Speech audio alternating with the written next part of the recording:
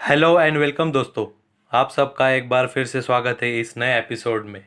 आज का एपिसोड हमारा थोड़ा सा अलग होने वाला है। आज के एपिसोड में मैं आपको पावर ऑफ रीडिंग के बारे में कुछ बताना चाहूँगा।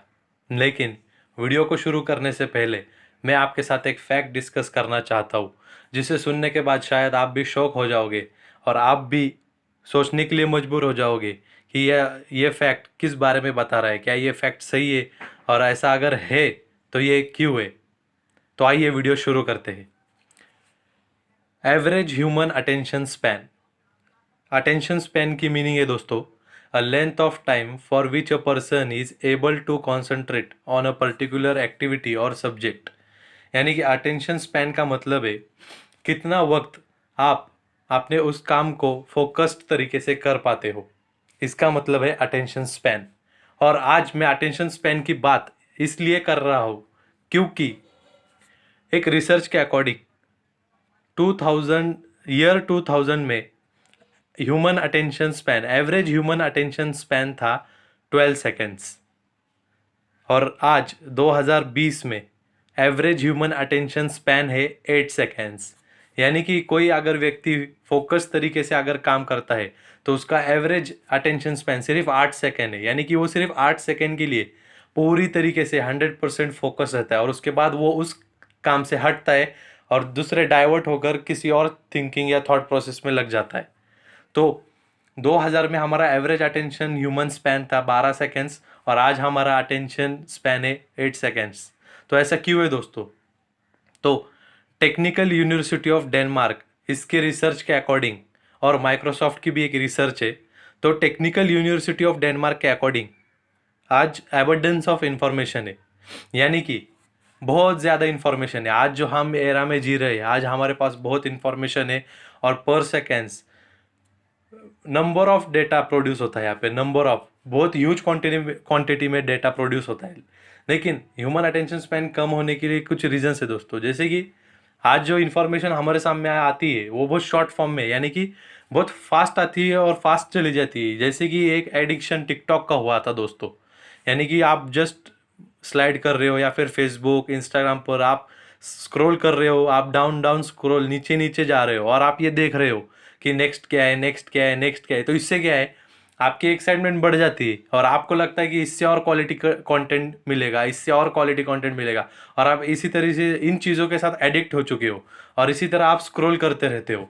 तो इससे हमारा जो अटेंशन स्पैन है वो और भी डिक्रीज होता है। ये वन ऑफ द फैक्टर है। मैं ये नहीं कह रहा कि सिर्फ ये फैक्टर, ये वन ऑफ द फैक्टर हो सकता है दोस्तों। क्योंकि हम बहुत एक्साइटेड है, आज के युग में इंफॉर्मेशन एबंडेंस है, यानी कि बहुत ज़्यादा क्वांटिटी में। तो हम बस जो इन्फॉर्मेशन आती है उसे पास ऑन कर देते। कई सारे लोग ऐसे भी होते हैं जिन्हें व्हाट्सएप जो फॉरवर्ड आते हैं वो बगैर पढ़ के वैसे ही व्हाट्सएप फॉरवर्ड सिलेक्ट करके अपने ग्रुप पे या अपने दोस्तों को भेज देते हैं। वो खुद भी उसको पढ़ते नहीं है और वो खुद जब पढ़ते नहीं है तो वो रेक्टिफाई करना तो दूर की बात है। तो अटेंशन स्पैन ह्यूमंस का डिक्रीज होते जा रहा है 2000 से लेकर 2020 तक। यानी कि 4%, यानी कि 4 सेकेंड से हमारा average human attention span decrease हुआ है 12 सेकेंड से 8 सेकेंड। तो अगर हमारा अटेंशन स्पैन ऐसी तरीके से डिक्रीज होता रहा तो हम किस तरीके से फोकस कर पाएंगे दोस्तों? 100 में से एक ही आदमी होगा जो 100% फोकस देकर अपना रिजल्ट्स अचीव कर सकता है। और जैसे कि अटेंशन स्पैन हमारा डिक्रीज होता जाएगा तो हमें हमारे गोल्स अचीव करने में भी उतना ही ज़्यादा टाइम लगेगा। This is directly proportional to this. यानी कि हमारा अटेंशन स्पैन जितना गिरता जाएगा हमें हमारे गोल्स और अचीवमेंट पाने के लिए उतना ज़्यादा टाइम और डबल मेहनत करना पड़ेगी दूसरों के मुकाबले जिनका अटेंशन स्पैन हमसे बेहतर हो। तो ये था इस वीडियो के स्टार्टिंग में जो इम्पोर्टेंट फैक्टर मुझे आपको बताना था इस वीडियो के ज़रिए से।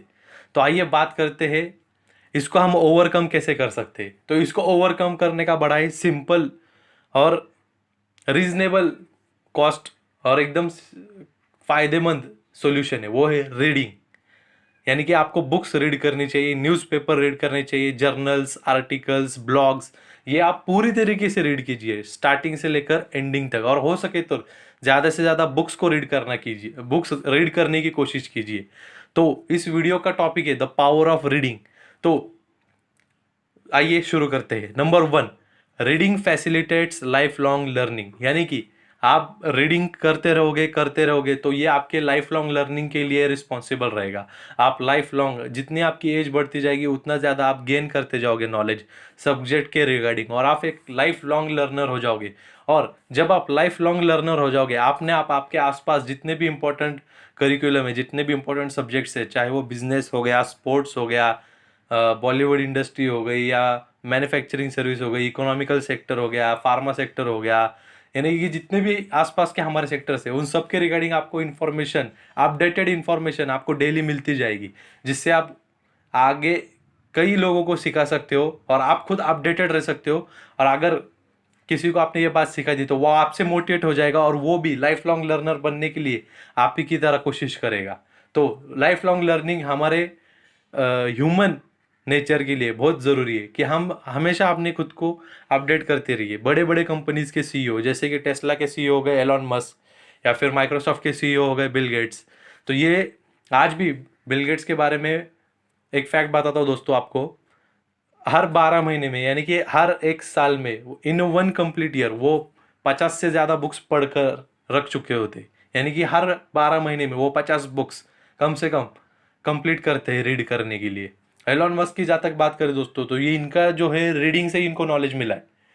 इन्होंने रॉकेट साइंस की कोई डिग्री नहीं ली, लेकिन आज जो स्पेसएक्स के लिए काम कर रहे हैं, जिस कंपनी के अंदर बहुत बड़ा शेयर है इनका, उस कंपनी के लिए जो without rocket science, without formal knowledge के, इन्होंने सिर्फ किताबों से पढ़कर रॉकेट को किस तरीके से डेवलप किया जा सकता है ये बुक से पढ़कर सीखा है इन्होंने।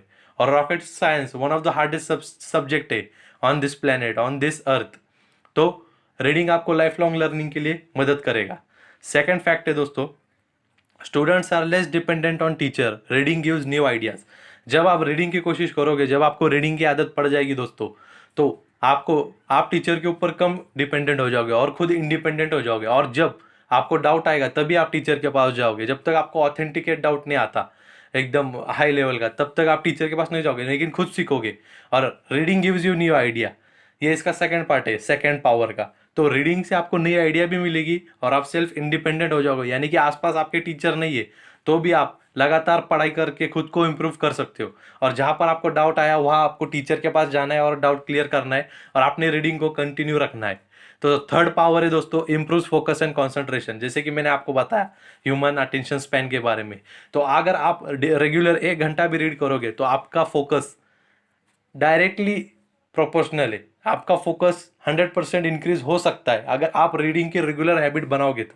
और जब आपका फोकस और कंसंट्रेशन बढ़ेगा तो आपको पर्टिकुलर सब्जेक्ट के अंदर और इंटरेस्ट आएगा, आप उस सब्जेक्ट को अच्छी तरीके से एनालाइज करना सीख जाओगे। और जब आप किसी सब्जेक्ट को अच्छी तरीके से एनालाइज करने का सीख जाओगे तो आप समझ जाओगे कि वो सब्जेक्ट आपको क्या सिखाना चाहता है और वो पूरा सब्जेक्ट किस बारे में है।